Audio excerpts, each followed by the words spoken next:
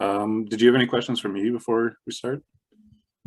No, not really. Okay. I hope the video and audio is okay because I have to be outside now. So it's Yeah, no, it's a is nice it fine? background. Yeah, it sounds good. Okay. I guess first of all, could you just explain the category of heaven? Could I explain it? Yeah. Probably, but I don't like doing that because what happens is it's usually a bad idea because you have to use other words, to explain something that's more fundamental than the words you're using. So this kind of explains why I use diagrams so much in my book, because basically at one point I saw that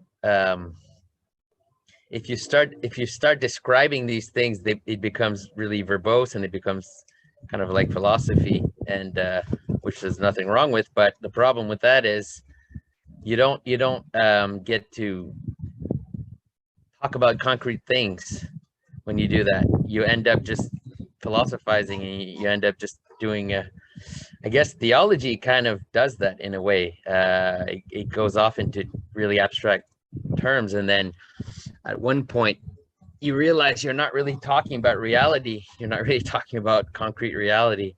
So I can do it, but it's something like a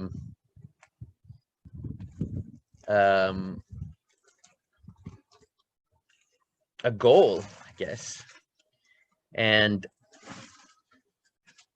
it's the idea is that you have an idea that is extremely simple, okay, and you don't necessarily see that idea. You don't perceive it, and then the reason you don't perceive it is because you just hear it as something to look at. You hear it as something that you have to analyze, right? But really, what you're supposed to do is actually use that to interpret reality. So, I mean, the easiest examples to me is if you take a formula in physics, right? If you just look at the formula itself, it's kind of nothing, right? I mean, if you study, let's say, Newton's formulas, like let's say force equals mass times acceleration.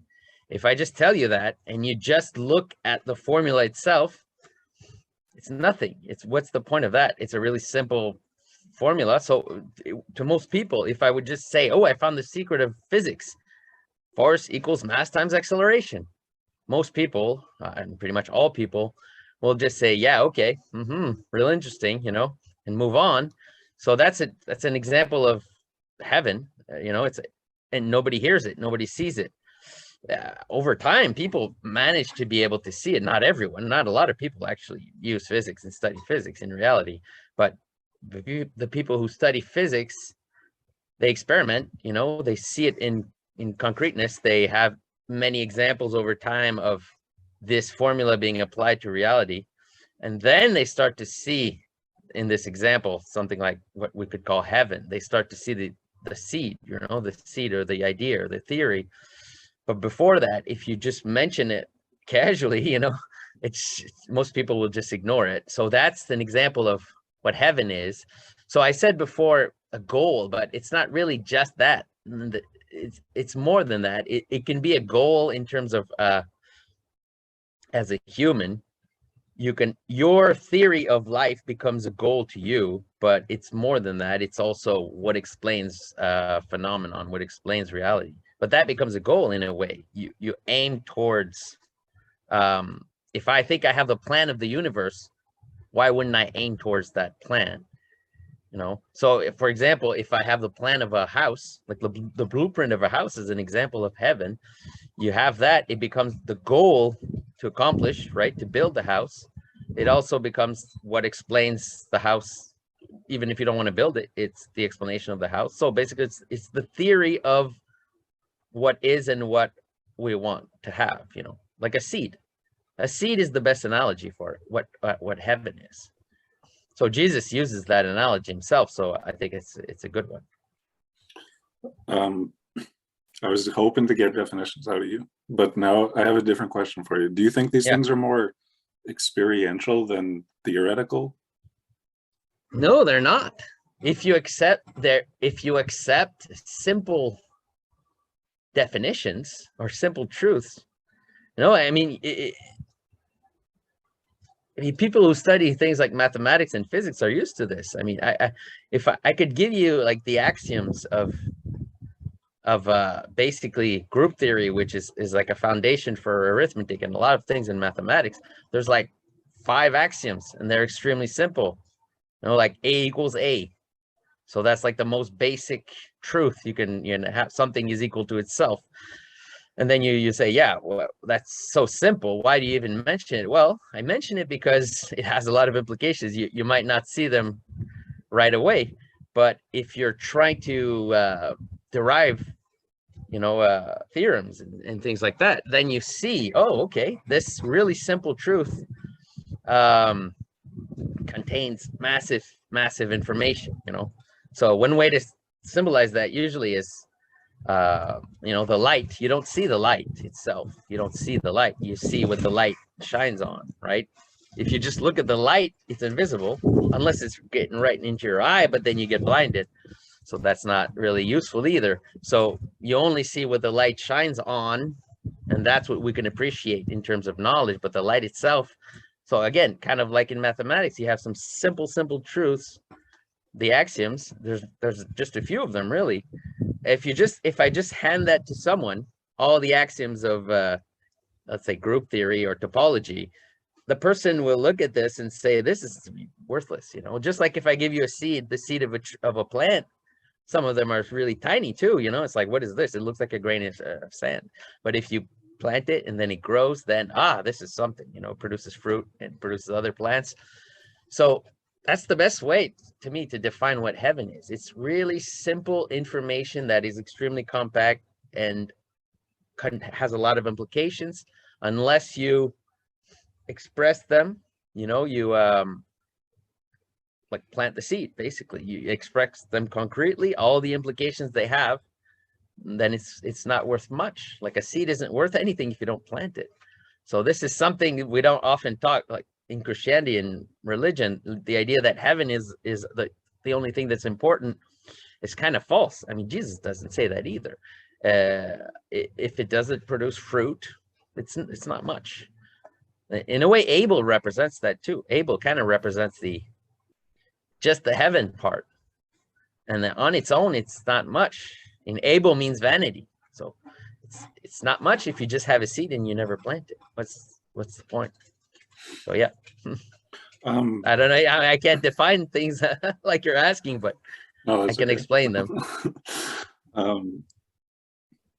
So what I don't know if you can give an answer to this, but one of the questions I had was, what does it really mean to unify heaven and earth? What does it mean? Well, I already gave basically some examples of that. It means joining an idea with some facts. And you can join them correctly or incorrectly. That's also very important. I mean, you can falsely join heaven and earth. Like, let's say I have the blueprints of a construction, let's say a house. Let's say heaven. I could build it correctly or I could build it incorrectly. So it's always, both are examples of joining heaven and earth. Let's say my intention is to build a house, but I have no knowledge of building things. I use the blueprint and I build it. I don't know what I'm doing. Let's say I've never built anything before. I build it all crooked and I don't know what I'm doing. I'm trying to build it. I just don't know. I don't have what it takes to do that. So that would be an example of joining heaven and earth, but incorrectly. So that house is probably going to get destroyed. It's not going to be last for a long time because it's not functional, right? So sometimes heaven and earth get joined, but it doesn't produce anything permanent. Well, I mean, Jesus has a parable of this, right? Some seeds get planted in the dry earth and they don't grow. Some seeds get planted and they get blown away by the wind, et cetera, et cetera. So there's lots of cases where you try to join heaven and earth, which means you have a principle or an idea. It doesn't necessarily mean it's an idea from you, by the way. It doesn't necessarily mean it's just something I made up. It's an idea that contains information. Usually it's not you that comes up with it. Usually it's like an inspiration or somebody transmits it to you. And then you try, if you can, to implement it in reality. If you fail, usually you get some problems or you just waste your time. And if you succeed, well, then you get something good out of it or bad, depending on what the idea is. Um, So it's really concrete. That's the thing. The way I think is extremely practical, right? I have like both. I've developed both of my brain size. I don't know how you say it in English, but um, the really practical part I developed a lot, and the really abstract part. So it's like I studied mathematics. That's the real abstract part, and I'm pretty intuitive, right? So I don't. That's my natural way of being, I think, like the mathematics intuitive part. But then I kind of forced myself at one point to become more practical, and that was really important to me. Part of it was actually I was in university. I was studying mathematics, and I had like sort of a minor in religious science, and I just dropped out, and I started working in a factory. So that was really important in my life. At one point, I decided to drop out and just become like a practical person. I don't know how to say it, a man of the earth or something like that. So that's a lot of my ideas come from there. So like when I wrote my book, I spent a lot of time learning how to bake bread and learning how to weave. I'm not joking. This is true. Yeah. So I learned how to like weave in the ancient way of weaving, and I learned a lot from that. I learned how to bake bread with like sourdough bread. I learned a lot from that too. This is the kind of thing that helped me develop my book. Like the abstract part, I don't have to work at that. I already have that naturally. So I had to work on the concrete aspect of things. And I did that by kind of learning how to think really basically, concretely. You know, one of my favorite YouTube channels when I was writing my book was I'm not sure exactly the name of the channel, but it's something like Primitive Technology. It's this guy that just builds stuff out of nothing. Basically, I think he's in the jungle somewhere, and he's just building everything from scratch, you know. So he's building he starts with a rock, you know, kind of like a prehistoric man, you know. He makes a sharp rock, and then he builds some sharp sticks, and then he builds an axe, and then he starts from scratch, and he gets pretty far. He builds a lot of things. He has a kiln at the end, and he's making bricks and stuff like that. So it's pretty interesting. So that's the kind of mind frame I was putting myself into when I wrote my book. And the rest I already had, you know, I already knew the Bible since I was a kid, so that I didn't have to work at that. It kind of just happened. So yeah, I had a lot of knowledge of Hebrew. That helps too. So because when I was 16, I learned Hebrew, so that also helped me a lot to see some of the hints in the Bible, because a lot of things are kind of not mistranslated, because I don't know, if you translate them, you necessarily lose something. So it's not that they're mistranslated. It's just that as soon as you translate some of the words, you lose a lot of the meaning, right? You'd have to put footnotes everywhere, which some Bibles do, I guess. But that also helped a lot, because there's a lot of things in the Bible. If you read them straightforwardly, you can get a lot still, to be honest. But if you want help at one point, if you're learning new things that nobody else talks about, at one point you need like a support system or something. And that's, if you read it in Hebrew, you kind of get that support system, because you get this idea, oh, this probably means, you know, X or Y. And then you read it in Hebrew, and then you look a little deeper at the roots of the words and stuff, and then you get kind of a confirmation of what you're saying, you know, of what you're thinking. I mean, this new interpretation I got, is it correct? Let's look at the Hebrew. I look at the Hebrew, and then you got a lot of hints in the words, usually to confirm or to go against what you're thinking. It's also sometimes what happens. This is obvious, but is this why? Well, I don't know about why, but Jesus is a carpenter, right? Yeah. Like, is that supposed to be like a concrete example of working practically, kind of joining heaven and earth? I honestly don't know. I think probably, yeah. Why is he carpenter? I don't know. I'll tell you something, that there's something in my mind at one point regarding Jesus. There's a reason I don't talk about Jesus in my book. At one point, I decided something. I decided I wasn't going to talk about Jesus until I was satisfied with my understanding of what Jesus was really all about. And it's like, it's part of my development. At one point, I decided I didn't understand, you know, and then I started just to think differently. And now I understand a lot more things in the Old Testament than I used to, even since I wrote my book. I mean, I don't stop. I keep, you know, if anyone's wondering what I'm doing now, I'm advancing my own understanding. You know, it's not just about telling others what, you know, teaching things. It's about yourself. You got to understand things. To me, it's more important to understand. You know, I don't think it's like a selfish thing that I'm doing. It's just I don't feel comfortable, you know. When I don't fully understand something, I don't feel comfortable. So there's certain things I talk about in my book that I purposely didn't, I purposely, like, I don't know how to say this, but there's certain subjects that I blocked from discussing because I didn't feel comfortable. What's in my book is what I felt really, really comfortable with. And the rest, I kind of just said, I'm going to keep working on. And that's what I've been doing. And I found a lot of things recently, actually. A different way of understanding. There's lots of things that are in the Bible that nobody can see, which is interesting. There's a lot of things, like there's many places in the Bible that God changes his mind. This is something not a lot of people want to see. Like God wants to do something, and then somebody convinces God to change his mind, and then God changes his mind.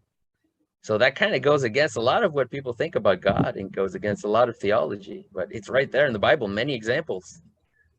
So that's just an example, but there's something in the Bible about not going against God, but it's like challenging God, challenging the law. That's part of the Bible. And there's lots of places in the Bible where it says that.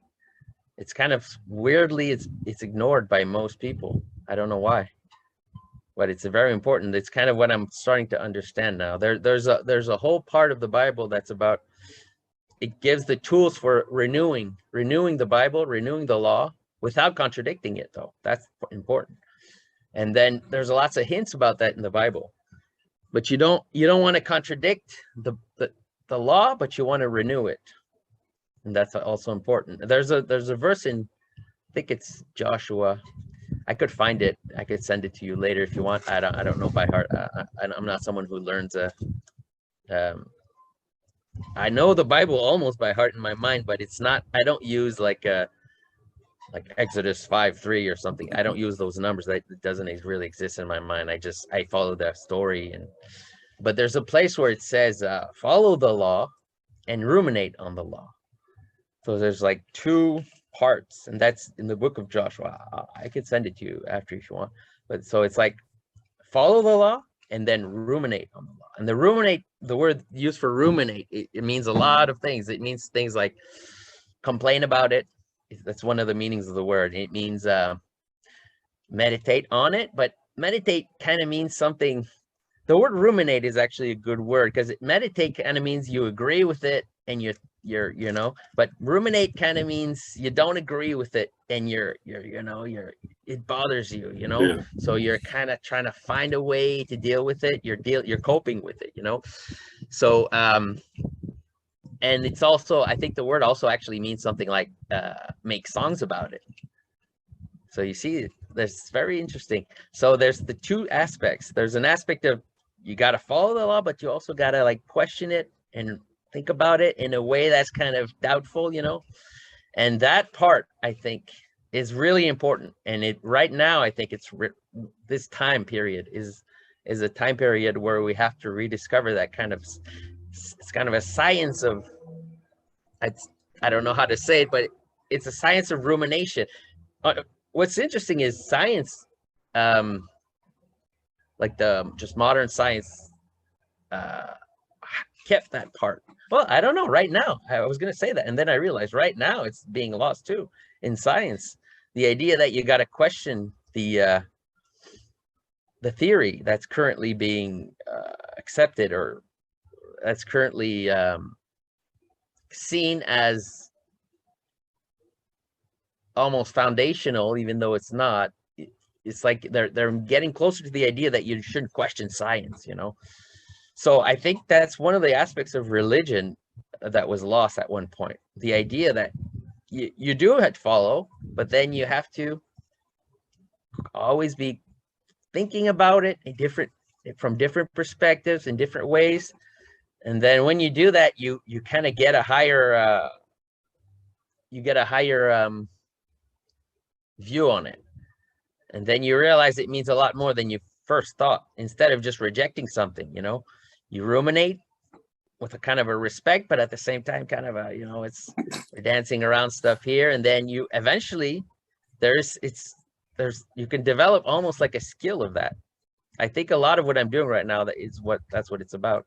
I'm developing a skill of rumination, trying to rethink things in a way that will renew the old way of thinking without contradicting it, without attacking it, but by like nudging it in a different way. And then when you do that, you get higher insights about what the meaning of stories and laws and things like that are. But it's a really long process. That's the thing. I'm trying to teach this to a few people right now, maybe 4 or 5 people, how to do that, just so I don't spread it around, I guess. And I think it's working. There's a few people who are successfully doing it, but it's like you have to be really patient. I do this for years and years, you know. It's not like something you can do just on a weekend and then get it over with, you know. It's something you got to always have in the back of your head. And then at one point, it's kind of like science. There's that aspect to science, you know. You think rationally when you're doing science, but the real insights don't come from the rational thinking. They come from some other, I don't even know what to call it. It's rumination. That's what to call it. In science, you know, that some scientists work on things for a long time, and then they're not really finding anything. And then something weird happens, some unexpected thing happens, you know, some connection in your head is made that you wouldn't have never made before accidentally. And then it's like, boom, oh, okay. It's something I never would have imagined. And then I verify it, and then it works, you know. So, but you can do that with the Bible too, not just science. There's that aspect to it. Do you think that has to do with, like, the whole rumination, particularly on the Bible, has to do with God being conceptualized as a person? Like that there could be some kind of disagreement you have? Oh, okay. Does it have anything to do? Well, I think it's all about our knowledge of God. You know, it's always about our knowledge, because there's no, I mean, what's the point of thinking in terms that there's a God if we can't know? Maybe there's some parts of God we can't know, but what's the point? I mean, I don't know. Well, I'm not going to spend my time thinking about that.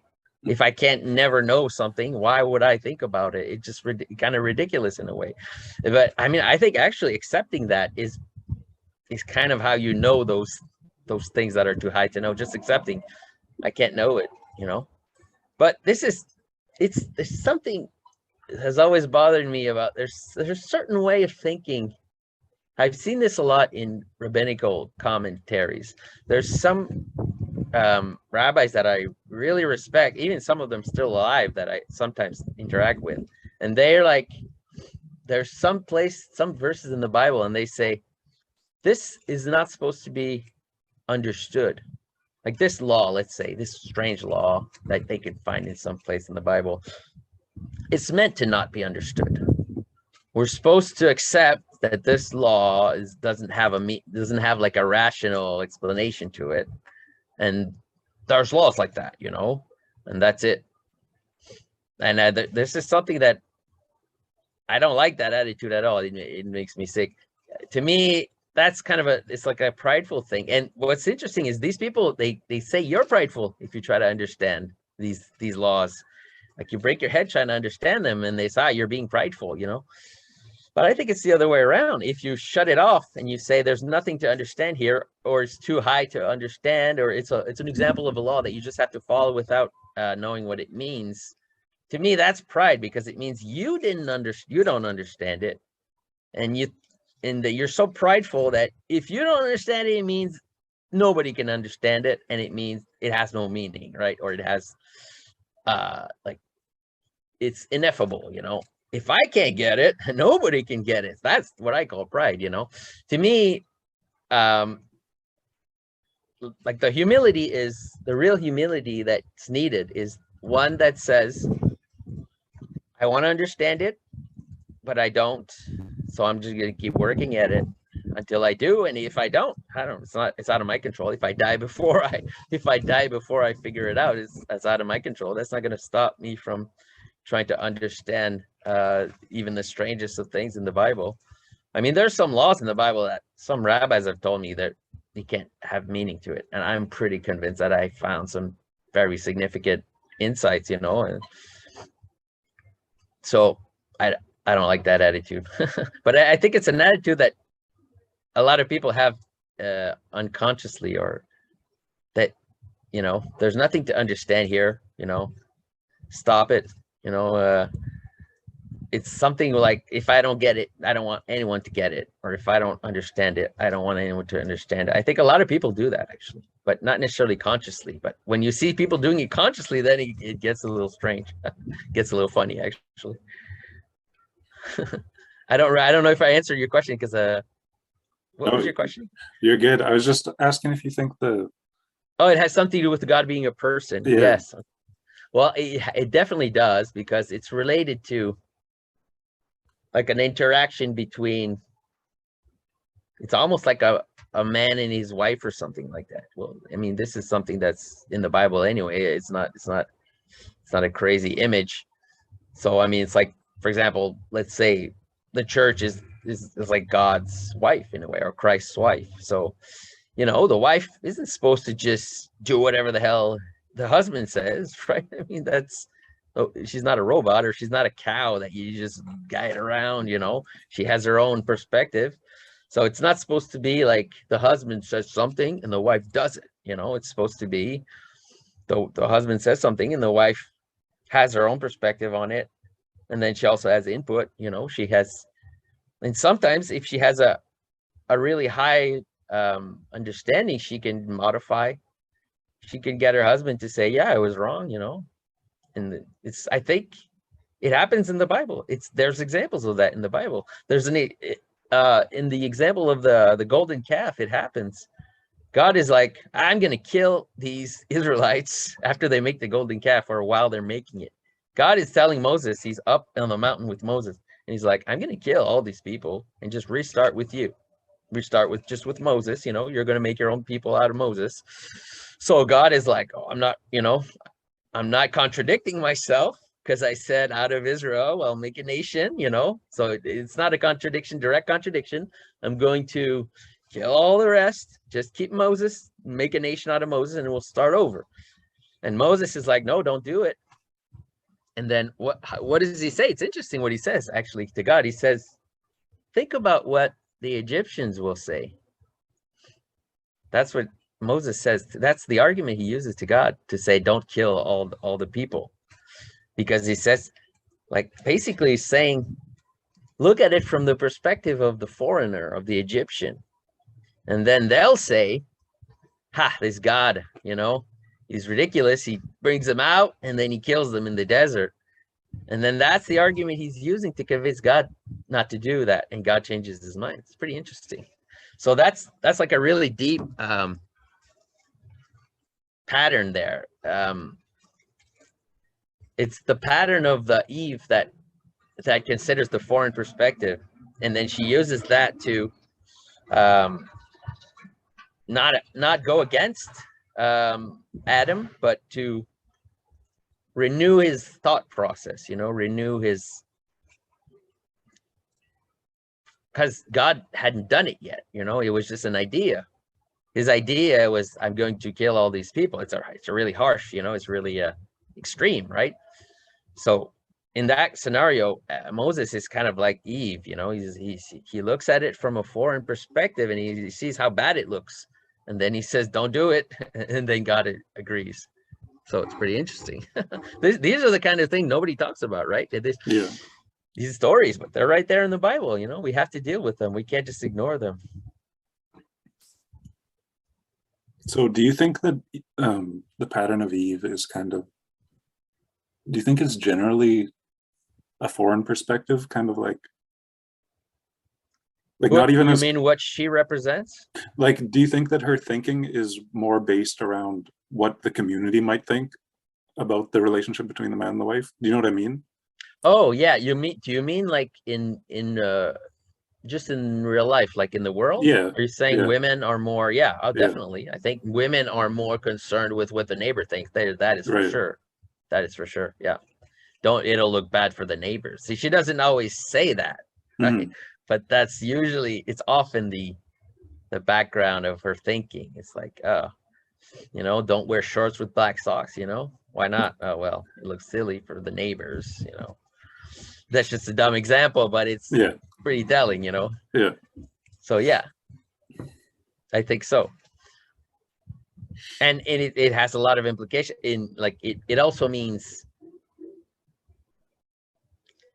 considering, yeah, like I said, like I would when I was talking with Jordan Peterson, it's also just considering everything, not just other people, you know, just considering all the things that are not under you, under your authority, you know. So that includes like foreigners from different people. And I mean, look, think about this. There's many examples of this in the Bible. Not it's strange how people don't see what's actually in the Bible.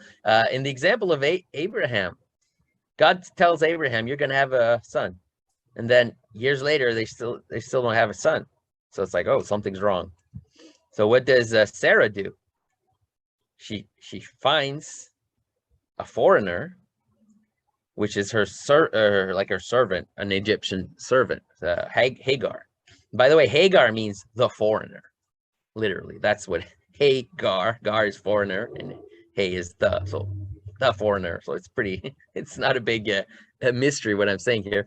So, and she basically thinks, oh, if I give Abraham this foreign perspective, this foreigner, then it'll change things, and then he'll be able to have a son. So the idea is, by the way, I mean, this is Sarah is Abraham's sister. So she's like too close for comfort, you know. She's too much like Abraham. So she has trouble performing the role of the wife that is different from, you know, she's from the same family as Abraham. So that's not supposed to happen. So it's a problem in the story, you know. It's like this Abraham sin, basically. Okay. And it's the reason why he's having trouble having a son. It's because Sarah is like, it doesn't say that, it's my interpretation. Sarah is like too close to him. Her perspective is too similar to him. So she thinks at one point, okay, I'm going to fix this situation because God said you're going to have a son, and God is always right, you know. So something's wrong. I got to do something about it. And then she brings in a foreign woman, and she thinks, okay, that's going to fix the problem. But then it causes some other problems. It's an analogous story to the story of the tree of the knowledge of good and evil. She tried to fix something, like to renew something, but she wasn't prepared for it, or that she didn't have what it takes. So her servant foreign perspective that she brought in, she was like not ready to serve their perspective. So she was starting to look at her in a negative way, like she was putting herself above her, and she saw the problem. She saw that would lead to problems down the road. And so she says she wanted to banish her. You know, these are all harsh things, but it's almost the story of Adam and Eve in the garden, that part of the story. Abraham and Sarah brings in Hagar, and then Hagar thinks she's better than Sarah. And then Sarah's like, oops, I made a mistake. And then they exile Hagar and Ishmael.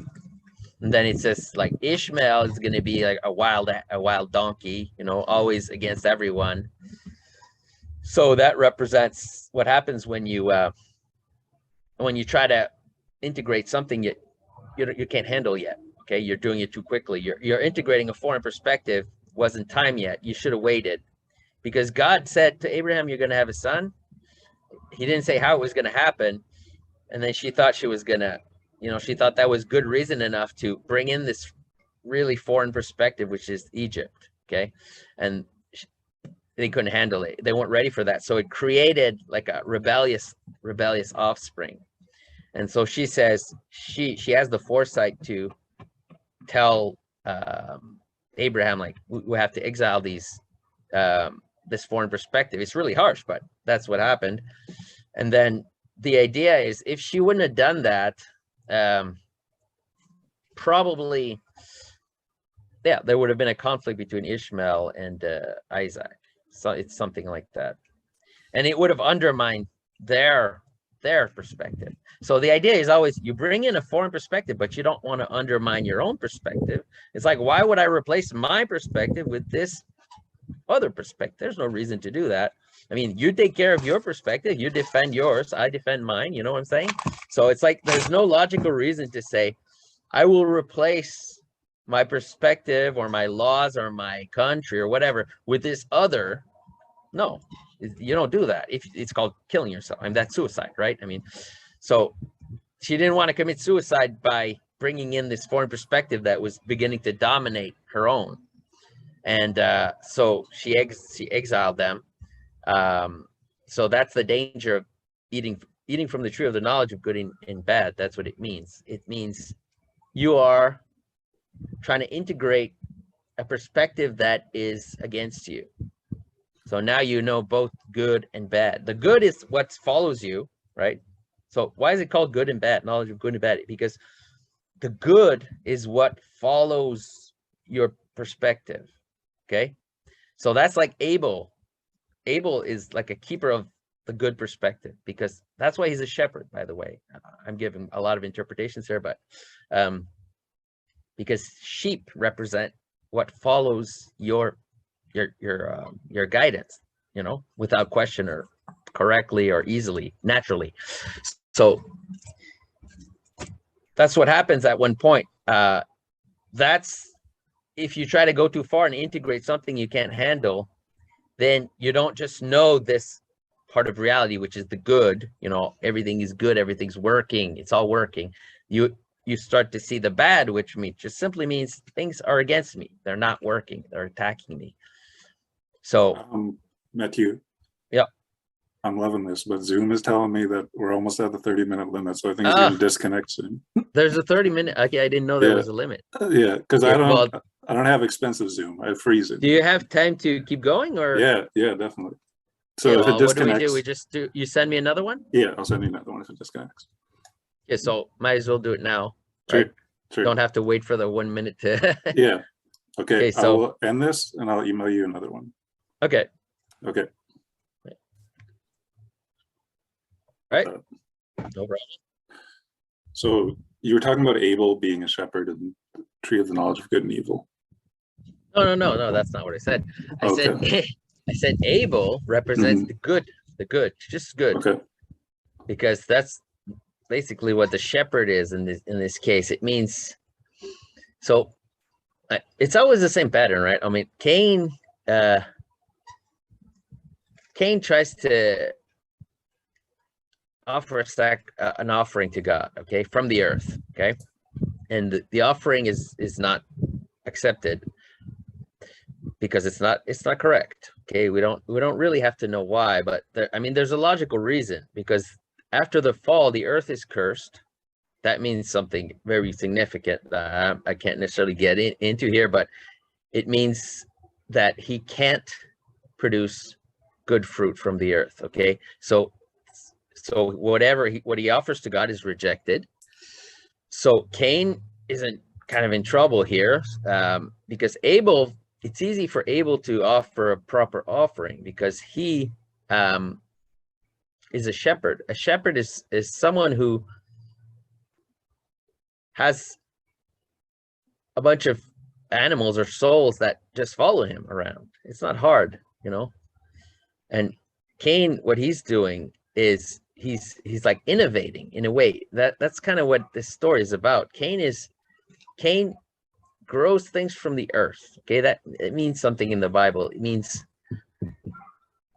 he's dealing with material reality. Okay, he's dealing with facts, and sometimes the facts they contradict you, right? They go against what you want.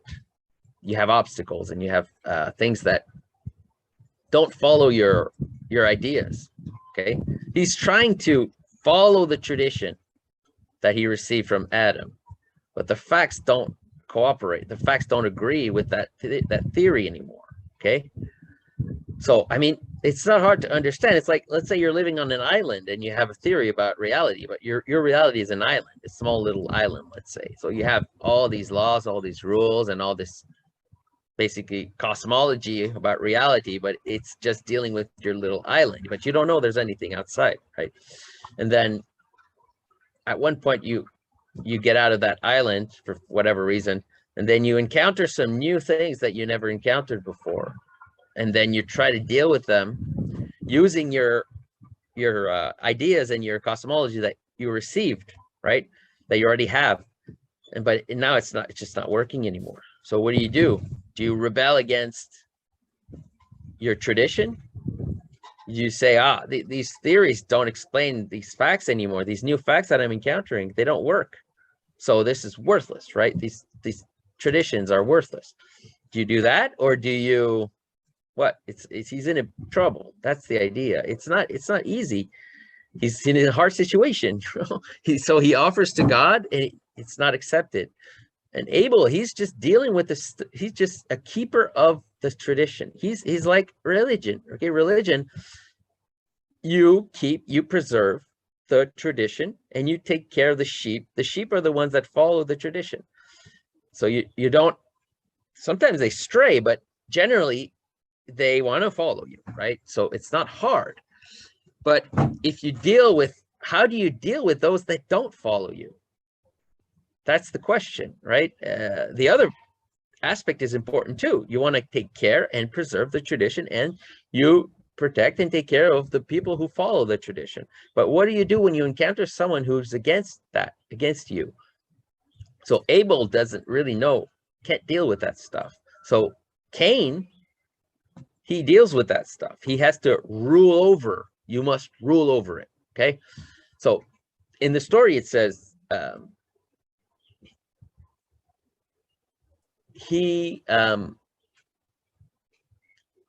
says something like, you got to deal with your passions. They're waiting at the opening, or something like that. Okay. And you must rule over them. Your desires, or something like that. I'm not sure exactly the word or the translation. By the way, that's the same expression. When God says your husband, your desire will be towards your husband, he says that to Eve, and he will rule over you. It's exactly the same phrase here. When it talks about Cain, it says Cain, he has some desires, and he says you must rule over them. It's clearly meant to be paralleled with the other one. So it's like Cain, he's dealing with these new facts that don't fit, that don't follow the tradition. So what does he do? He's in a dilemma. It's hard. It's in a dilemma. So, I mean, it's kind of the division between the religion and the state, or the king, right? The king, the king can deal with things that don't follow him. He goes to war with them and he kills them, right? That's what the king does. The priest isn't supposed to do that. The priest he's like Abel. He deals with what follows the tradition. So when he makes offerings to God, they're always accepted, because, unless he does them incorrectly, but because they are what follows the tradition, right? So you can always offer it to God, it'll always be accepted, right? Because God gives you laws. Let's say, here's an example. God gives me some laws, okay? And I say, okay, these people agree to follow the laws that God gave. So this is my offering to God. Here are all the people that follow your law, God. Here, that God's going to accept them, right? They're following the law. But what about that which doesn't want to follow the law? That's what Cain's dealing with, okay? And he's like, what do I do? You must rule over them like a king. That's the word is used, as king, like rule like a king. So a king, he has to fight some enemies. He has to fight some adversaries. Okay, so Cain and Abel, they're very different. but it's all about the tree of knowledge of good and evil. Cain, it's like, it used to be only the good. Everything used to follow the law. This is what the tree of life is all about. There's a principle, everything derives from it, so everything follows it. It's like you're a mathematician and you do some theorems. It all works because it all comes from your axioms. None of it contradicts. There's no contradiction. That's the tree of life. But then you encounter some things that don't fit your theories. So now you're dealing with the tree of the knowledge of good and bad, because now you're encountering things that are against you. This is the bad, okay? So it's really, I don't know why people have trouble with this whole tree of knowledge of good and bad. It's not that complicated. Tree of life is everything that derives from the tradition, or from the principle, or from God, or from the law, or whatever it may be. And the tree of the knowledge of good and bad is when you integrate something that doesn't follow the law, or doesn't follow your religion, or your God, or your tradition. Now I'm dealing with this. I've integrated it. Let's say you're running a country, okay? You've got the people that were there before and that agreed to these laws. And let's say, oh, I'm going to welcome some people in my country. These people hate my guts, right? They're not going to follow my law, but for whatever reason, I decide I'm going to bring them in anyway. I don't know why someone would do that, but let's say, and now they're in your country. They don't follow your laws. They hate your guts. And now you're dealing with this. This is the tree of the knowledge. Now you've eaten from the tree of the knowledge of good and bad. Now you've got the good and the bad, the sheep and something else that doesn't quite follow you, or that might even be against you, right? So it's very simple concept, really. It's not that mysterious. There's lots of examples of it in the Bible. So when you eat from that, then you are in trouble, because inside of you are things that are against you. So now you are fighting yourself, basically. You're in trouble, okay? So there's every story in the Bible is about that. And when you do that, you have to go into exile, because you have to go through a certain process of renewal, and you have to separate yourself from that which you were joined to, but that's against you. Okay, and it's a long process, because the whole idea is you have to find, when you want to renew yourself, a perspective that is not yours, but not against you. And then you use that to renew yourself. Renewing yourself means the laws that you have, the tradition that you have to reinterpret them in a way that they now are able to explain the new facts that you encounter, the new facts that don't fit your worldview. I mean, this happens in history, right? I mean, you have a way of understanding things, and then you encounter some new facts.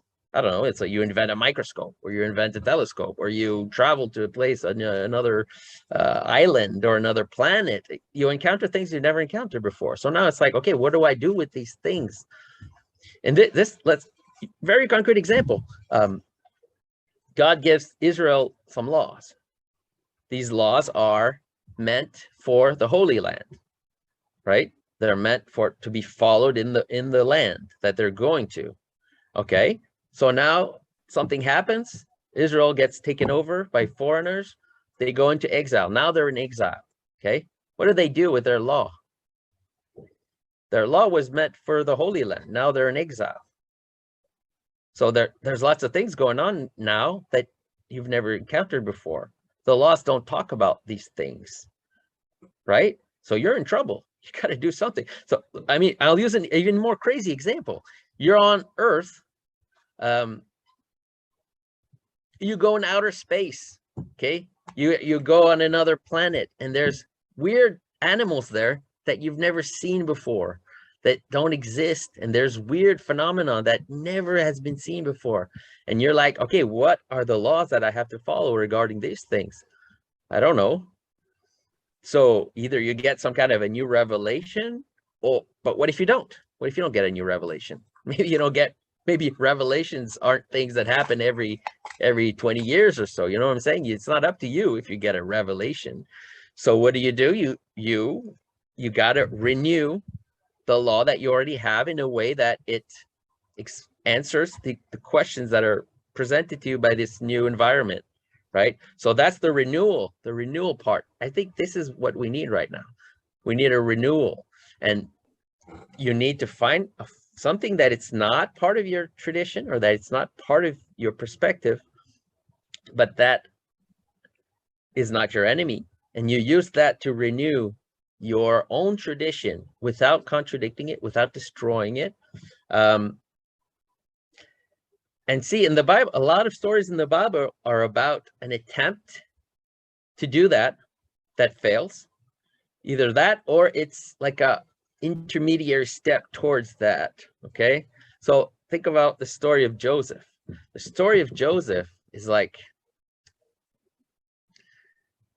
Joseph needs to become an Egyptian, okay? And once he's an Egyptian, he's got the perspective of the Egyptian now. But because he's the son of Israel, the son of Jacob, he loves his father, he loves his brother. So he's not an enemy. He's not an enemy to Jacob, to Israel. But he has now the Egyptian perspective. He becomes an Egyptian. He speaks Egyptian, he dresses Egyptian, he understands all of their morality and whatever code they follow. So they needed Joseph. You see, they needed Joseph to become an Egyptian and then look at themselves, look at Israel. So it's like Jacob had to see himself, had to look at himself in order to be renewed. So Joseph plays like a critical part in that process, okay? So it's not perfect. This is something difficult to understand when people interpret the Bible. It's not, most of the stories in the Bible are an example of something imperfect, of an attempt at perfection, but not quite there. We're not quite there yet, you know? So it's like we're getting closer to it, but not quite there. Well, we know what the perfection is. It's in the story of Adam and Eve. It's God creates a woman for Adam out of himself, and she is the one who will serve that role of renewal, okay? But then that's the perfect scenario. We know it, but that doesn't mean we can easily have it. So in the story of Jacob and Joseph becomes an Egyptian, that's an example of we don't have the perfect scenario here, because Joseph is not Jacob's wife, right? He's his son. So that's not quite okay, but it's close, getting closer to what we need. And he's not actually an Egyptian, but he's taken from Jacob, taken from his side, right? Joseph becomes an Egyptian, and then he can be used to renew them. But see, because it's not perfect, they have to go into exile first. So it's not a good thing when they go into exile, right? Joseph brings Jacob into exile. That's not good. But in the story, it's an interesting story. In the story, it's seen as positive almost. It's like, yeah, we're going to Egypt now. Great. Because it's seen in a scenario of it's saving their life from a famine and everything like that. But there's a reason too for all that. But it's not a perfect scenario. That's what I'm trying to communicate here. It's like we're almost got the perfect scenario, but we don't. And because we don't, we need to go into exile for 400 years. And then after that, we're going to go through a painful process.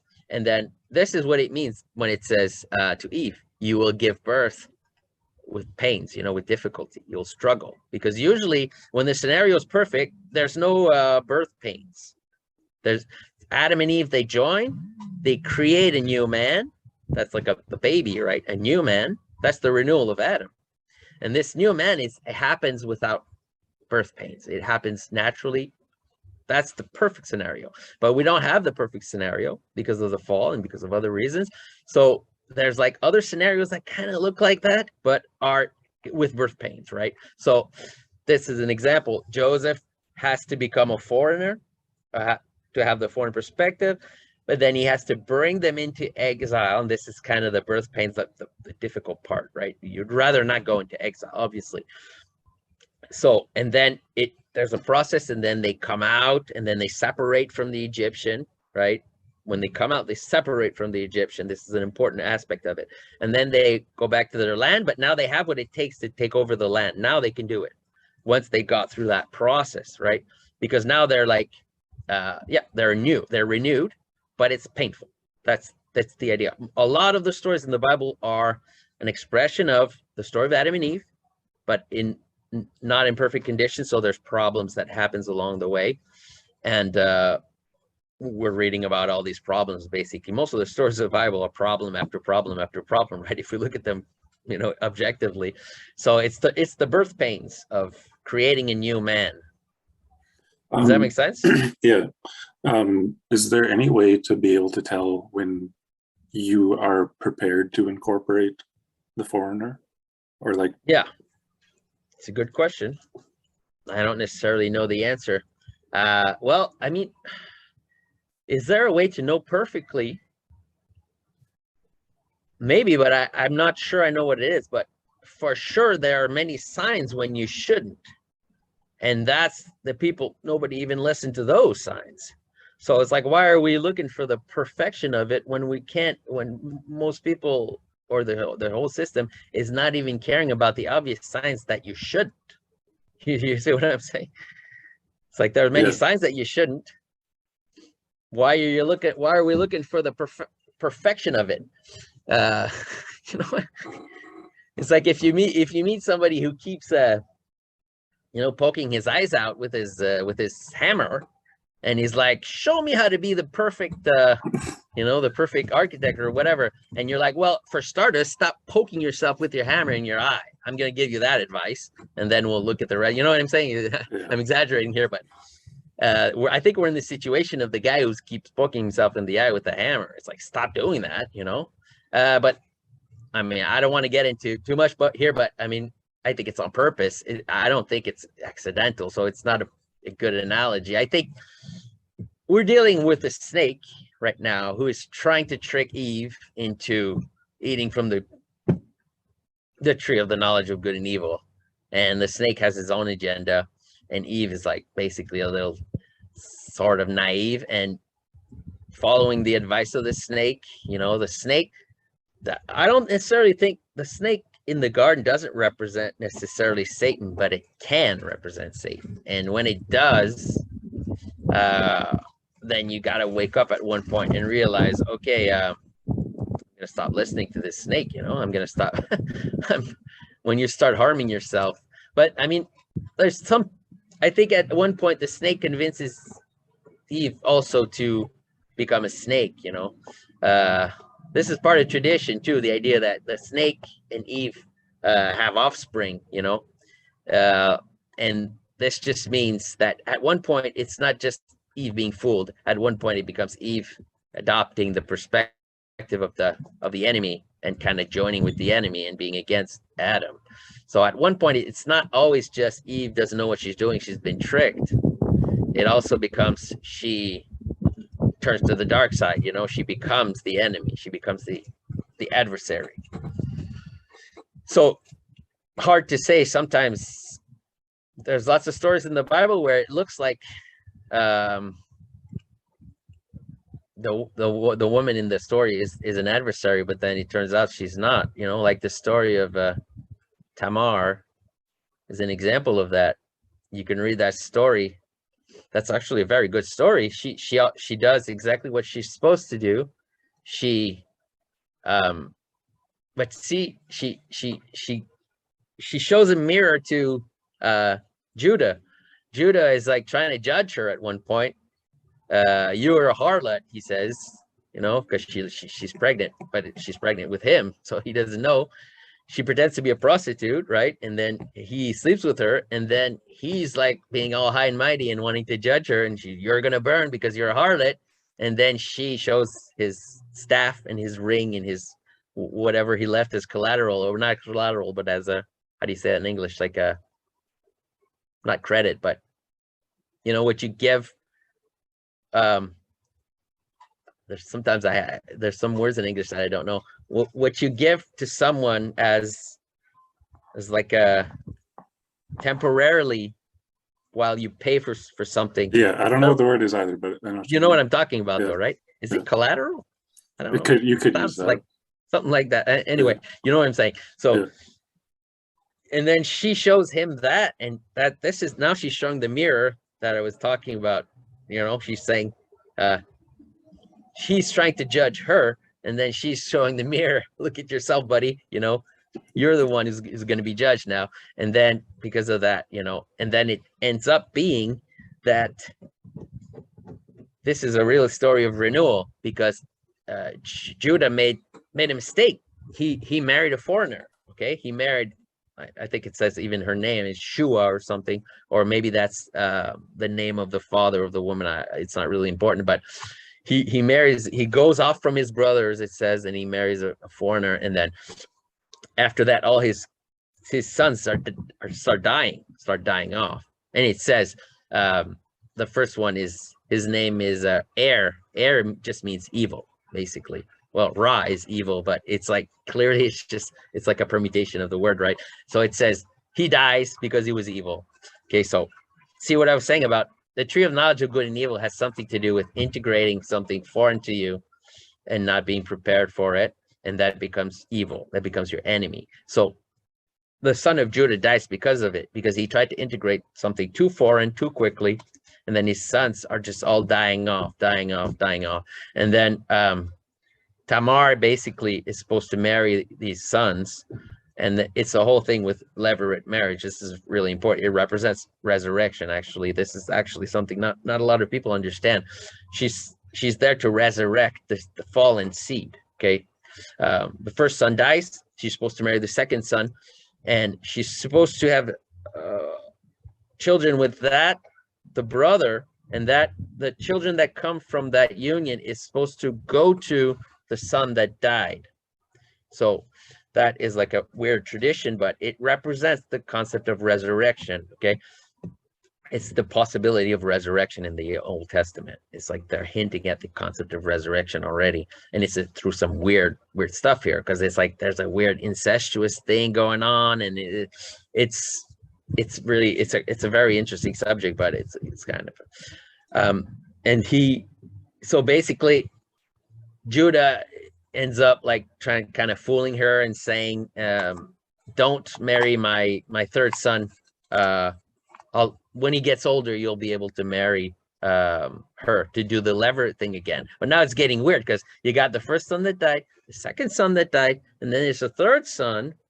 So who does the children belong to? If she has children with that, do they belong to the first son or the second son, or how does it work? So you see, it's just meant to be like a real labyrinth of brain teaser, because it represents resurrection. It's like a weird puzzle. I can't say I fully understand it, but I see the role it plays in these stories. And she like plays the harlot, and she sleeps with Judah, and then she uses that whole situation to show the mirror and say, look at yourself. You're judging yourself when you're judging me. And then that it renews his lineage, basically. It's all about renewing Judah's lineage. He made a mistake. He got sons that started dying, and then she came along, and she had like some deep knowledge of whatever. She's like Eve, basically, but that it's doing the right thing. But it's the right thing that looks like the wrong thing, because she dresses up as a prostitute. She like lies, she deceives, etc., but she ends up renewing. But this is an example, like I was saying before, of the story of the pattern of Adam and Eve that's reproducing itself, but not perfectly. You see what I'm saying? It's like, obviously you don't want to have to dress up as a whore and do weird incest to renew a lineage, right? But it's because there's full of sin, you're dealing with sin and you're dealing with problems, then you try to do it, and sometimes you succeed, but you do it in a way that's not quite right. That's not, and that's with pain, and with problems. So it's just another example of that. Do you think that it's like, I don't know if problem is the right word, or destiny or something, but like, do you think it's inevitable for humanity to be trying to incorporate and the foreigner and have a renewal, or can it just be a stable thing where you're not doing that? Do you have to have that? Yeah, sure, you have to have that. It's in the story of Adam and Eve. It's right there, even before the fall. Adam names the animals, and then God says, you need something else. It's not good enough that you name the animals, apparently. You gotta, well, because things change. Yeah. As long as there's change, you're going to need to renew yourself. As long as there's expansion and well, the thing is, I mean, we're finite. So that's the reason, because we're finite. If you're not finite, you don't need to renew yourself. But when you're finite, you need to renew yourself because you encounter things that you don't already know. Just like science needs to renew itself. You know, are they ever going to find the ultimate science that explains everything? I don't think so. Because we use language, and language is finite, and we name things. We name them in a certain way, and then we understand reality with these definitions. So there's always blind spots that you can't see because you're looking at things from a perspective of language, but there's no other way. It's not like I'm saying we should stop doing that. There's no other way. So because we define things in a certain way, we then look at things in a certain way. We have blind spots, and then this is why God creates Eve. It's like you've got some blind spots, and then you need something to see yourself through. You need something to see yourself. Like I said, in the story of Tamar, that's what's going on. Judah, he does some sins, he does some mistakes, but he doesn't repent, he doesn't look at himself. He's like stubborn, you know. He's like, no, I didn't do anything wrong. And then she has to come along and show him the mirror. There's something similar in the story of David. When he marries, he basically steals Bathsheba, right? He gets the husband murdered. It's a big sin, you know. It's a serious sin that he does. I'm sure he could always have convinced himself that it wasn't. I mean, because he's like, oh no, he's a soldier, you know. I send him off to war. That's normal. Nothing wrong with that. But his intention was something bad. But I mean, legally, he could convince himself that he didn't do anything wrong easily, right? So he needs some help for him to see himself, right? Because he could easily convince him that he did nothing wrong. So then the prophet comes along. I think it's Nathan or something. Yeah, Nathan. And he says, he's really clever. He tells a story. I don't know if you remember this story, but he tells David a story, and he's like, here's a story, David. There's one man only had one sheep, and another man had hundreds of sheep, and he was rich and everything. And the man that was really rich and had all these sheep went and stole the one sheep of this other man. And then he's like, what do you think of this? And David is like, that man should be punished. He should be killed, you know, or I don't remember exactly what it says, but it's like harsh punishment for the man that had 1,000 sheep and took the one sheep of this man. And then Nathan says, the man is you, right? So that's the mirror. So like he forces David to put a judgment on this hypothetical situation. This is the mirror. He's making a mirror for David to look in, right? But David doesn't know, obviously. So then the story of Nathan is the mirror that he's showing to David. And then he forces him to put a judgment. And then there's a name for this, by the way. It's called the reflected light, okay? Because the judgment is the light, the direct light of David. This is Adam naming the animals. David, he's like, Nathan is asking David, judge this situation, this story that I'm telling you. I'm sure David imagined it's a real situation going on. It's not about him. It's something. So he puts the judgment. That's Adam naming the animal. I'm going to judge this situation. And he's like, this man should be punished. But then Nathan says, the man is you. So that's like, oh, you're looking in a mirror now, buddy. So it's like, you just judge yourself. So, and what happens, David repents, right? He admits his wrong, and then he repents. Repentance is renewal. Repentance is when you do certain things, and then you're able to look at yourself and say, oh, okay, no, these things, I'm doing this wrongly, right? I have to change. So you change, you repent. So this is David becoming a new man. This is like David being reborn. And yeah, that's always the same pattern. I could take any story in the Bible and show you this pattern. So it's yeah. So I'm getting the 10-minute warning again. Yeah. Do you want to, do you want to talk about what you're working on now with your new book at all? Well, actually, I've been doing that, really. I mean, I Okay, can't control myself. I have these, I'm talking about what I'm doing now, basically. Okay. That's what I've been doing. But I mean, what I'm doing now is directly related to my first book. It's the same patterns. I just, I'm going to focus on something that I purposely neglected in the first book. And it's what could be called the female perspective. I mean, if you read my book, you'll know what I'm talking about here, because I show at one point I have some diagrams. Okay, there's a pyramid with an eye on top. Okay, that's the male perspective. That's Adam naming the animals. Okay, that's like the part of science that has a theory, an established theory, and then does all kinds of things with these theories, some engineering and whatever, observes the world through these theories, and it always works. That's the pyramid with the eye. And then I did another diagram in the book that I use sometimes, which is a circle going around, and then there's an eye inside on the periphery of the circle, and this represents exile. So it's like this pyramidal perspective sometimes falls when he encounters something that he doesn't understand, and he falls. And then now he's in exile. Now there's this perspective called the exile perspective. Now you're in a world that you don't control. Things don't make sense because your theories don't work anymore. So it's like, whoa, you don't even know what they're named, or you try to name them and the name gets rejected. It doesn't work. So, but there's something I neglected on purpose. I could have also did the cycle with the eye in the middle of the cycle.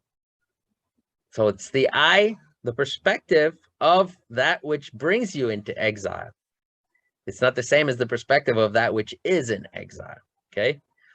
So that perspective, I neglected it on purpose in my first book because it's too much. I don't think already not necessarily a lot of people understand what I'm talking about, but I did the best I could, I mean, but there's some things that I said, I'm not even going to look at this.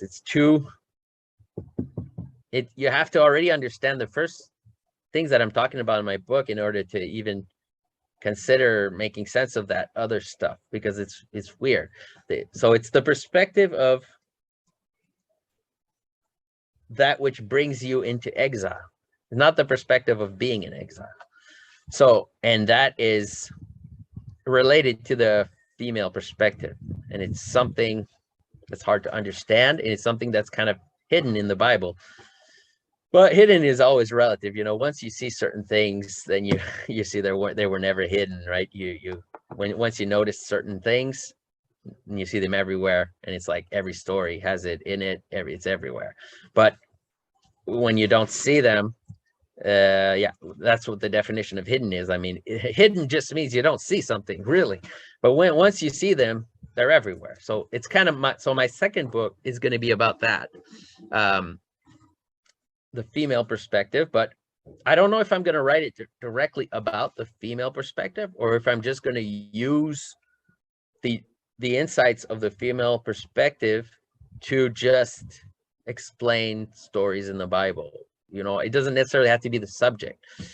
It might just be that I'm going to give a commentary on different stories in the Bible using the female perspective. It doesn't have to be about the female perspective. I haven't decided yet, because I'm not far enough in trying to organize the ideas that I have to know exactly what it's going to look like, but it's something like that. So the examples I've been giving since the beginning, a lot of them are basically the kind of stuff I'm going to talk about in my book. Is it like, obviously it's not good when you're in exile, but is it good in the sense of like you have no choice but to try to renew? So if you end up in exile, it is what it is, kind of thing. Is that? Yeah, that's what exile is. Exile is forced renewal. Yeah. Okay. So see what I was saying before, it's not supposed to be like that. Mm-hmm. In the perfect world, you're supposed to be able to renew yourself without going into exile. Renew yourself in the homeland, right? That's what the Sabbath represents, actually. The Sabbath is the renewal without exile. So Okay. it's like just the perfect amount of renewal that doesn't bring you into exile, but that renews you. And it starts things over, but not too much. You know, the Sabbath, the Jubilee is also that. I mean, we're going to start over, but not completely. We're not getting rid of everything. We're not getting rid of all the laws. We're not getting rid of everything, but we're restarting certain things, because otherwise you get some problems at some point if you don't restart. But you don't. I mean, they didn't get rid of the whole law every time there was a Jubilee or every time there was a Sabbath. They just did a little bit of renewal. So this is an example of what it's supposed to be. If Adam has a good wife, he doesn't go into exile. He renews himself when he needs to, and then he stays in the garden. But if he doesn't have a good wife, or if she eats from something that she shouldn't, she integrates something that she shouldn't, then it's exile. So the story of Abraham, exile. Why? Because she tried to integrate too quickly the foreigner, Sarah. They had to do some there's a word I'm looking for, but some alternatives to the correct way. That's what Joseph is. Yeah, Joseph is the foreign perspective, but not quite perfect. So we got to go into exile. Sorry, we're going to exile, and there's a lot. I mean, there's different levels of doing it wrong too. In the story of Sodom and Gomorrah is like a story that shows the worst freaking possible way to do it. And in Sodom and Gomorrah, it represents kind of like vampires, you know. They're using the foreigner to renew themselves, but in the most improper way possible. So that's what the story of Sodom is about. So it's like, it's kind of like the imagery of a vampire is all about that. The vampire is someone who renews himself with the blood of the stranger. Matthieu, sorry, yeah. I got less than 1 minute. I can send you another link if you want to keep going. Do you want to? Or? Yeah, sure. Okay. So it takes about like 5 minutes or so for the video to process, and then I can send you another one. All right. You're talking about vampires. Oh yeah. I was just giving this as an example. So yeah, vampires are like, this is what's going on right now, actually. So it's very important. A vampire is someone who wants to control the renewal process completely. Okay, he doesn't want really an outer perspective that will be like a mirror. Yeah, vampires don't see their reflection in the mirror. See, that's interesting, isn't it? So the vampire doesn't want to look at himself in the mirror. Okay, he wants to renew himself, yes, but he doesn't want someone against him, like a wife that's against him. He wants to control everything. Okay, and he wants to control that which renews him totally. But that's not what Adam's supposed to do. God separates Eve from him, so she's her own person. She's not under his control. She's not under his total authority, right? She's not one of the animals that Adam names. You see, Adam names all the animals, but he didn't find a help against him. Okay, so, but the vampire wants one of the animals to be his renewer. Like, what I mean is, he wants to, just like he treats the animals, he wants that which renews him to be like a cat, one of the cattle, you know. It's not going to be my equal. It's not going to be something against me. I'm going to control the renewal process, and I'm going to drink their blood. It means this is how they renew themselves, the vampires, right? They're not alive. They're not even alive because of it. It means they're like, it's like a rigid thing that found a way not to die, found a way not to never lose control, but to preserve themselves forever by using the foreigner in a way where he can renew himself, but never lose control. Because when you renew yourself, you lose control a little bit. You always have to. If you don't lose control, you don't renew yourself. So it's like when we sleep, we lose consciousness, we lose control. And that is part of the renewal, is the loss of control. But if you think you can renew yourself without losing any control, then you're a vampire. And you're going to start to hurt the foreign perspective that you want to force into renewing you. You see? So it's very important. This imagery of the vampires are very important, because this is what's happening now. This is my opinion, but there's some people that are vampires right now, and they're in control, and they want to renew, but remain in control totally. So it's like, yeah, they want to count everything, make sure everything is controlled, and then renew themselves. See, this is why yeah, vampires can't see you can't see the reflection in the mirror. That's what it means. So I've never talked about this before. I don't know if maybe I shouldn't, but this is very important with what's happening right now. So there's something I want to say about what I said before. I've said something about Sarah, how Abraham went into exile because of what Sarah did, like she brought in the foreigner. But it's not clear in the Bible. That's my interpretation. But I just wanted to say there's something important in there, is that God tells Abraham, you're going to have a son, and he's going to be your inheritor, but you're going to have to go into exile for 400 years. God tells Abraham that beforehand. And then right after that, it says Sarah gave him his Egyptian servant. And by the way, so what's the cause? Hard to say, you know. Is it something that was predestined, or is it God giving some kind of a prophecy to Abraham, like giving foresight to Abraham and saying, you're going to go into exile? He doesn't say Egypt. He just says exile into a foreign country. And then right away we see why. It could be a kind of a foresight thing. And then we see why it happened, because Sarah gave the stranger. But we could also see it another way, where there's another interpretation that's interesting too. I always have both of these in my head. It could also be God tells Abraham, you're going to go into exile, okay? And then Sarah, maybe Abraham tells Sarah, it doesn't say in the text. There's certain information that's not in text to allow for multiple interpretations, and it's always interesting. It could also be Abraham tells Sarah, we're going to go into exile, and then Sarah tries to keep that from happening, okay?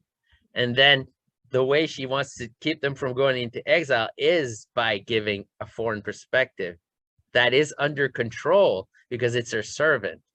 See, I'm giving you a foreign wife, but don't worry, she's my servant. See what I was saying about the vampire that wants to totally control the foreigner to renew himself? This is not as extreme as that, right? It's not. I mean, she's not doing that extreme, but there's something in there. I want it to bring in a foreign perspective, but she's my servant. See, she's under my control. So it's a little bit of a glimpse of the sin that I was describing before with the vampire and what happens in Sodom and Gomorrah, of the controlling of the foreigner to renew yourself. But here she's just a little glimpse of that, because she's like, yeah, she's my servant, don't worry about it. But she was wrong, because her servants started thinking she was above her. So then she got rid of her. But you see, there was a little bit of a sin there of trying to control the process of renewal. But you have to, there's part of it is a little bit of a control too, because in trying to avoid to go into exile, maybe this is what caused the exile, but we don't know. These are all my interpretations. But I just wanted to mention that, because I said clearly earlier that it was because of her. I just wanted to clarify. It's not that clear in the text, and there's different ways of interpreting it, but they're all kind of interesting. Usually, by the way, this is an interesting aspect of the Bible. There's something in the Bible about when you have foresight of something, when you have like a prophecy or a dream, right? And it tells you what's going to happen. There's always this idea that this is actually what caused it. Okay. So like, for example, Joseph has a dream, and in his dream, he sees that his brothers and parents are going to bow before him. So it's like an imagery where it's like sheaves of wheat, I think, bow before his, or it's like the moon and the 11 stars all bow before him. That's his dream. And then basically he has a foresight of what's going to happen. And it says his brother hated him because of that dream. So he tells him the dream, and his brothers hate him because of the dream. So, and then they sell him into exile because they hate him because of the dream. So you could say, oh, he had a dream. It's like a little bit of a funny paradox. There's a lot of those in the Bible. So it's because of the dream that they sold him into exile, and it's because of the dream that a whole thing happened, and it's because of the dream that the dream ended up coming true. So it's like the dream self fulfills itself. And this is a theme in the Bible. It happens more than once, where there's a foresight, or the foreknowledge. That's what I should have said. Foreknowledge of something, and the foreknowledge of something in revealing it causes the thing itself. So it's like a weird little paradox. How do you get to renewal with, like, go through the process of renewal without it immediately just becoming sin? Do you know what I mean? Without it becoming a sin? Yeah. I would feel like a lot of times when you attempt to wander into renewal, like very quickly it just becomes sin. Do you think that's reasonable, or what do you think about that? I think I understand what you're saying. Yeah. I think it's, yeah. That's the whole story of the Bible. So yeah. Yeah, okay. I mean, I think every story in the Bible is about not being able to do it correctly. So I hear what you're saying. So like, it seems like there's I remember some, I don't know who asked me that question, but somebody asked me something like, is it possible to go in exile on purpose, or for renewal on purpose? And I didn't know what to answer. Honestly, I was like, you know what? I think if you do that, it's a sin. But I didn't say that to that person. I just said, I don't know. But in my mind, I was like, you know what? I think that if you think that you're going to decide, I'm going into exile for renewal or whatever, and you try to do it, like it's an example of trying to control it. Like I said before, when you try to control it, there's a sin in there. So if you think you're going to control it, and you're going to purposely like go into exile, and maybe it's a sin, but I don't know. I don't want to say that, like I don't know, but it feels weird. It feels like an example of what I was saying before. Sarah gives the foreign slave to Abraham. It's my slave. She didn't free that slave when she gave it to him, when she gave her the slave. So it's like, yeah, I'm going to control my own exile. Maybe it's not. I don't know. I mean, Jesus says, give up all your stuff and just follow me, or like, there is this whole idea of being purposely going in, becoming a wanderer in exile. Jesus, his disciples were wanderers. They were basically in exile in a way. They were in exile inside the homeland, but it's a smaller scale exile. I mean, when you're homeless, you're in exile. I mean, so I guess he did it on purpose. I don't know. Maybe there's some ways to do it on purpose. But I mean, if you do that, you're not controlling anything. But I mean, look, when we drink wine, we're doing that. When you drink alcohol, you're doing a mini exile. You're purposely going into exile. You're purposely losing control of yourself, right? That's what alcohol does. And I mean, wine is part of the Eucharist, so I guess, yeah, you can do that, but maybe there's limited ways of doing that. So, yeah. I would wonder, just like with the the apostles, if it's not exile technically, but more like they're aiming at the renewal, whereas the sin would be more like, does that make sense? Like say that again. Like, I think it would be one thing to aim at the renewal intentionally, but to aim at the exile, like the exile from the sounds of it is almost like the failed renewal.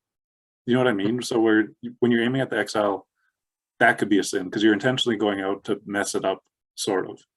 Whereas aiming at the renewal, I would wonder if it's more like the higher version of it that tries to eliminate or avoid the sin. Does that make sense? What do you think about that? Yeah, I hear what you're saying. I don't necessarily know the answer though, but these are good questions. I've never, I guess, because the sin of it is trying to control it, you see? So, because you understand why it would be kind of a sin to try to control it. Because when you're controlling it, you're not doing it. It's like, okay. If you say, you know what I'm saying? Because the whole point is to find something new that you don't already have and you don't already control. So if you try to control this process, you're not going to end up with new. You're not going to end up with something new. You hear what I'm saying? It has to be not under your control, or else. But I mean, maybe you can control when it happens. So, I mean, I think the example of wine is a good example because, I mean, maybe you control when it happens. If you drink wine, you know what's going to happen. You're going to lose control, but you actually do lose control. Not totally, but you don't fake it. You're not pretending to lose control. But you did decide when it happens. You decide, now I'm going to drink this wine, So maybe you can decide a little bit when's the time to lose control a little bit. Yeah, maybe you can decide. But if you fake it, if you pretend to lose control, or it's also possible that there are degrees to it. I mean, maybe if you try to control the process too much, you don't get a high level renewal, because renewal means the thing with renewal, the aim of it is to get something above a crown, right? You're aiming at, I'm looking for something above my head. So maybe if you control it a lot, then you get just a little bit of something above you. I don't know how else to explain it, but I mean, it might just be a thing of degrees. If you control it, then you don't get as much. But there's always the danger of too much too. So if you just integrate a poison, you die. If you integrate, alcohol is a poison, but it's a mild poison that you can integrate. You lose a little control, you don't die. But if you're not careful, then you drink poison, thinking that you're going to renew yourself, but you die, right? So yeah. Do you think renewal is more something that happens to you then, as opposed to something that you seek out? I think I don't know. I think it's both. Okay. I think the pattern was given in the story of Adam and Eve. With Adam has a wife, they join, they have a baby. A baby is a new man. A baby is the renewal. You see what I'm saying? The baby is the new man, the renewed man. So in that case, it's not totally controlled, because you don't decide if your wife gets pregnant. You can decide to join, but you don't decide the pregnancy. It happens. You know what I'm saying? You're not the one who decides that. So it's a kind of a control a little bit, but not fully. It still depends on God and nature and many things. But it's like the potential of creating a new man, but that's not fully under your control. So like a vampire is someone who wants total control of that process. And in that sense, he's like he's the ultimate evil in a way, because he's like maintaining his existence without changing, and he becomes like an evil, decrepit control freak, and like wealthy, but at the same time empty, so that's what you want to avoid. And so it's about degrees. I mean, you don't want to be a vampire, and you don't want to be a homeless person either. I guess You don't what want to I'm, be in exile forever. I mean, you know what I'm saying? yeah. I guess what I'm trying to get at is like, would you, this, how would you recommend someone goes about renewal then? Is it more that you're just open to it?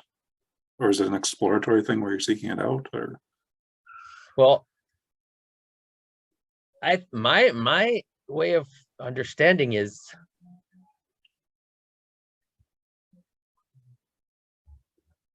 it's the way I recommend people is just to have, it's a little bit what I was describing earlier. It's to me, I use the concept of rumination.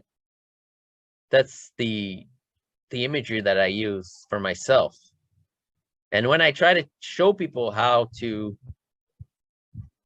find new insights with symbolism and with the Bible, that's how I present it, as a process of rumination. So it means you integrate something, but your intention is not to swallow it whole quickly. Your intention is, I have this thing that I don't understand, and I'm going to keep it that way until I do understand. I mean, I know that sounds dumb, but it's hard to do because you want to solve the problem now, right? I mean, it takes a weird combination of humility and arrogance, because you got to be like, I don't know, that's the humility, but then you got to be, I don't know if the word is arrogance, but perseverance maybe, or endurance. It's like there's a little bit of pride in endurance, you know. It's part of it's, I'm not saying it is a sin here. It's like you got to have pride too. You got to have honor. It's like, I'm gonna solve this thing, man. I don't care how long it takes. That's pride. It's okay. I mean, pride isn't always a sin. I mean, it's like, I got to have self-respect. I got to be confident, you know. You're confident, I'll do it, I'm going to do it, you know. And then it's like, but at the same time, you have to have a sense of humility where it's like, I'm not going to fake it. If I don't have the answer I'm looking for, I'm not going to pretend that I do, convince myself that I'm satisfied, or also when I find an answer, I'm not necessarily going to think it's final. And I'm not necessarily going to think everyone has to agree with me, you know. That's part of it too. It's like, and I'm not going to think everyone's going to even understand what I'm talking about, because if you get a higher insight, most people are not going to understand it. That makes sense. I mean, or otherwise other people will already have it. So it's like, you got to accept a lot of things in your mind when you want to engage in these things. People aren't going to understand. I'm going to do this for a long time, but I have to not give up, and I'm not necessarily going to know when it's final. Maybe it's never final, because I mean, I've had these experiences sometimes where I understand something, and then I think that I've extracted all the I don't know how to say this, all the juice, you know, from the fruit. And then years later, I think about it again, and I'm like, okay, whoa, this is so obvious. Why didn't I see this before? This, by the way, this is the sentence I use in my mind, and when I try to teach people how to do this, a sign that you got it is, why didn't I see this before? When you have that reaction in your mind, why did I not see this before? That means you got something, you know. It doesn't mean you got the final answer to something, but it means you got something. So, you know, keep it or write it down, or keep thinking about it, you know. Because when you have a real insight, it feels like you've always known it, or it feels like you should have always known it. It can't be something complicated. It can't be something that's complicated that you suddenly understand. No, that's not how it works. It's like this weird, simple thing that's been in my face forever, but I couldn't see. And now I see it. Whoa. And then after that, you got to keep thinking about it. You know, you got to work it out, because sometimes it's not quite right. Or so, you know, it's like the Eureka, you know, a Eureka moment. That's what you need. That's what you get when you actually understand something that you never understood before. So you ruminate. I mean, that story of the actual story of the Eureka, it's a good story. It represents well this process. He's got a problem. He's got to find out how to know if I think it's the crown of the king is real gold or something. So this whole think about this story. It's a symbolic story. He's in his bathtub when he thinks of it. What do you think that means? He's taking a bath. He's cleaning. He's renewing himself. That's what it is. He's in his bathtub. He's relaxing. He's renewing himself. Water, bathtub. Cleaning yourself is renewing yourself, right? And then it just comes to him, boom, Eureka, right? And he runs naked in the street. And that's what happens when you have a real insight. You're not usually, you get the insight when you're not thinking about it. And then you have to be careful not to go crazy. This is why I always say people don't go crazy. I'm not joking when I say that. Because when you have really high level insights about spiritual matters, you got to calm down, because it comes with energy. It comes with like excitement. I don't even know how to describe it. So you just calm down. Don't do like in that story. I think it's Archimedes or something. Don't go naked in the street yelling, just calm down and then just write it down, let some time go by, and then you can deal with it. But yeah.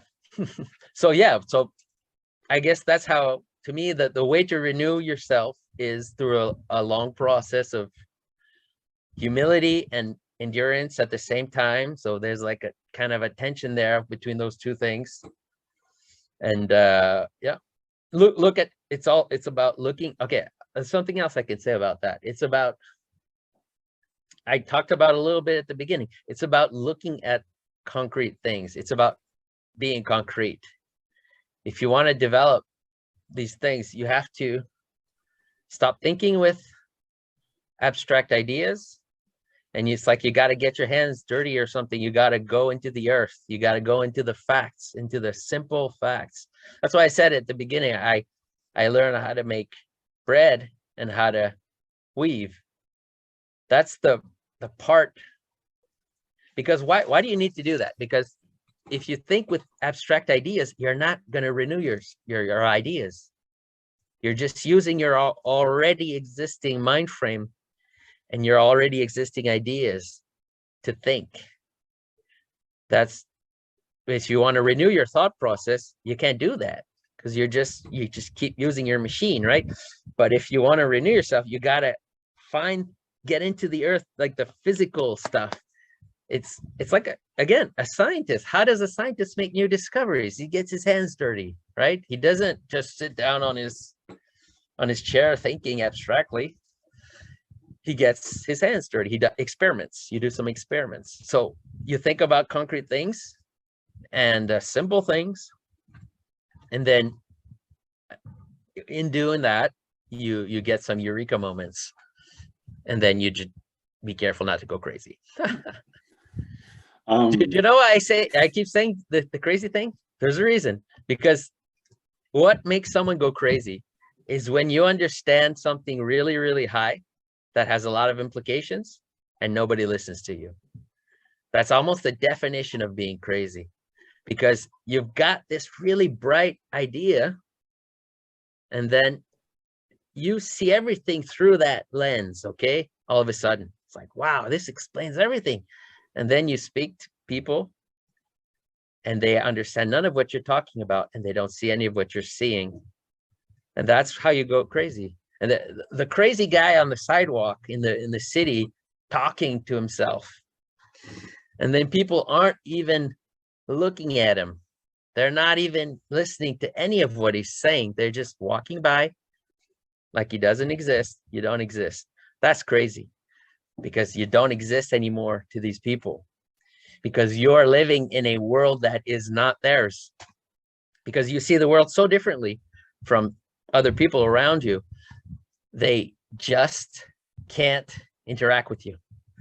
And that increases the craziness, because that's kind of what being crazy is when you're not living in the same world as others.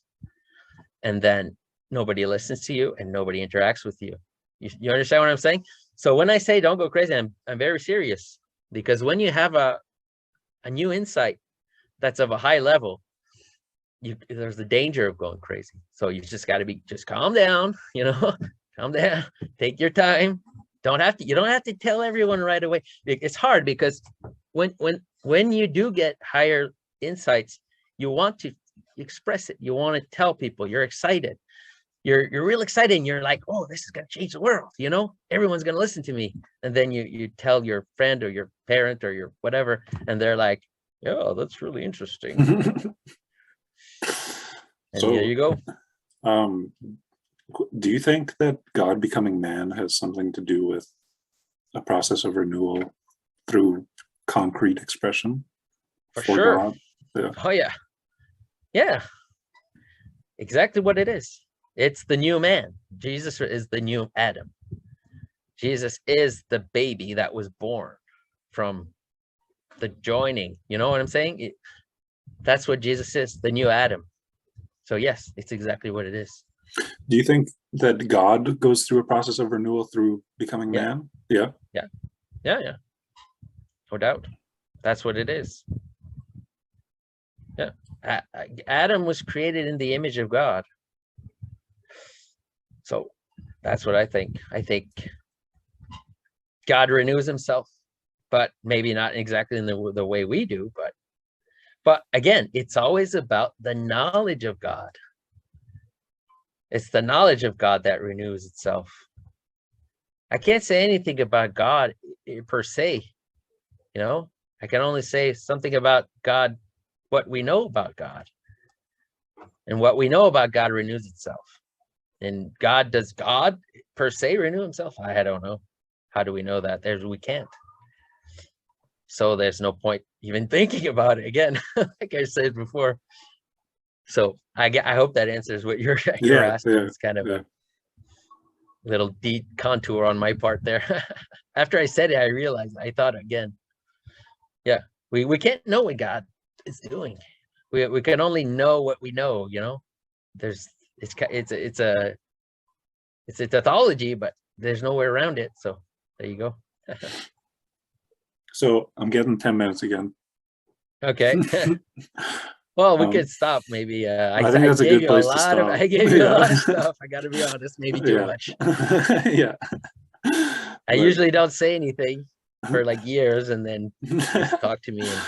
I loved on your Peterson video, there was a comment from Symbolic Memes that said, he's alive. About you. I thought it was funny. I'm alive, yeah. Yeah. Okay. I thought it was a funny little comment you made, because you do, you're not in the public that much. Yeah, which I'm sure is a conscious decision on your part. Yeah. Well, a lot of it is I'm not really a social person. I'm kind of just naturally introverted. But another part is I don't think I'm not satisfied with my understanding. So why would I teach what I'm not satisfied with? So I already did do that with what I was satisfied with, which is what's in my first book. I don't think I'm ever going to contradict what I wrote in that book, because I was careful not to talk about what I didn't know. That doesn't mean I didn't make a mistake or anything like that. But if I did, then I'll admit it. But I was very careful, and the stuff that I wanted, there's stuff that I just wanted to hint at that I did. I mean, things in the notes, footnotes, a lot of it is just me wanting other people to just understand it on their own and like explore certain things, that I just gave some little hints in the footnotes. So the ideas that I didn't want to go into, I just footnoted them, basically. Just gave little hints for people to look at. I mean, if someone's not interested, they don't have to look, but if someone is, they can just think about it on their own. I mean, my whole thing too in general is just, I don't want to tell people what things mean. I want people to do what I did. I want people to learn how to find on their own what they think it means, and hopefully they find something that's not crazy, like I said before, something that other people can appreciate. And then, so I'd rather teach people how to find it on their own than just tell them what a story means. There's a difference. It's like the whole teaching how to fish thing, that's kind of what it is. So that's one of the reasons why I don't necessarily want to publish anything more. Well, I now I will, because now I think I found something that's worth it, but I don't necessarily want to make videos because I could start making videos about me just explaining the meaning of a story, but the fun part is to find the meaning of the story. It's like, it's a puzzle and you solve the puzzle. That's what's fun about it. If I give you the puzzle solved, why would you want that? It's like, why would you want me to give you like a puzzle that I've already finished for you? Here you go. Here's this completed puzzle. Now you can frame it on your wall. What's fun is give you a puzzle that's not solved and you solve it, and then you get something from it, right? I don't know. That's how I see it. Yeah. I think people benefit from seeing some puzzles solved, so then they know how to, you know. You're right. Absolutely. Good point. It's good to see some of the puzzle solved. Yeah. But true. Well, I guess that's why I wrote my book. Some of the puzzles, a little bit of the puzzles, a little bit of how to solve it, but yeah. Well, the thing is, I could start talking about a story for hours. I'm not even exaggerating. Like, I could take a story, like the story, somebody asked me if I could explain the story of Samson or something recently. And in my mind, I'm like, I could make a 10-hour video about Samson. And I wouldn't be just rambling. I'm not joking. The Bible is really, really deep stuff. Like, every sentence has gold in it. If you look at it, if you take the time, let's say, to look into it. So yeah, I could make a 10-hour video about Samson. So I don't know, is that useful? I don't even know. Maybe I'll do it. Maybe I'll try with one, maybe an example. Maybe I'll do Samson. Maybe some people will like it, but this is the other thing. It's difficult because the way the Bible is made is, it has like pattern within pattern within pattern. I'm not joking. Like, I showed just a little glimpse of that in my book. It's way more than that, than what I showed in my book. I restrained myself when I wrote my book. You can look at every event and then go into it and then see the pattern, and then every like larger event, and then it's never ending. And but the thing is too, these things take time to integrate. They do take time. So if I make like a video, I'm not sure it would work. I'm not sure anyone would really understand what the heck I'm talking about, honestly. Now maybe a little bit more because I published my book and my brother does videos, so people are getting a little bit getting used to that way of thinking, or certain patterns that you get used to. Then when you see them, you already know them, so you kind of pay attention more. But the thing is, there's a lot more information. Like, if I made videos, I'd have to talk about things that I've never talked about before, and then I'm not so sure people would follow what I'm saying. I really don't know. I think not, actually. I think most people would say you're talking gibberish. That's my impression. I don't know. Maybe I'd have to try it maybe just once at least to see. But the other thing is, it's not like I have this burning desire to do it. So if I did, maybe I would, but I have more of a desire to learn things myself that I don't know. It's like there's certain puzzles that I'm trying to understand that are more important to me than communicating what I already do know. So I don't know if that's selfishness or not. I don't think so. I think it's just, I think a lot of what I'm trying to understand is related to what's going on in the world right now. So I don't want to say too much because I don't want to say something wrong, and then it has some kind of impact in the world, and maybe it's not good. But I want to fully make sure that I see the implications, you know, because it says, you know, in the end, you know, the false, you know, the lie looks a lot like the truth. Like the Antichrist looks a lot like Christ, you know, that's what it says in tradition. And I think I understand what that means now that I see certain things happening. It's like it's hard to detect. It's hard to differentiate between Christ and the Antichrist. You see, I mean, you can even get a glimpse of it when some subjects I'm talking about. When I say Eve is like the good stumbling stone, right? It's iffy, right? I mean, if you think about it, if you start thinking about things like Satan and things like that, then you realize, okay, are you saying Satan is good? You know, the devil good? You know, things like that. I don't think the devil is good, but I can see how someone could start thinking that way. If I don't know how to explain correctly these differentiations between the good stumbling stone and the bad stumbling stone. Like you asked some really good questions, like how do I know if I'm ready to integrate what is foreign, you know? And see, I don't necessarily have the answer to that. So it's dangerous subjects, you know? Yes. I think we have like 20 seconds left. Okay. Well, maybe we can end it there because I think you'll figure out a path of renewal, whether you want to do videos or whatever you want to do. Yeah. But I think for sure. I think you'll be good. Thank you so much. Yeah. It was great to talk to you. It was good conversation. I gave you a lot of information. Yep. All right. So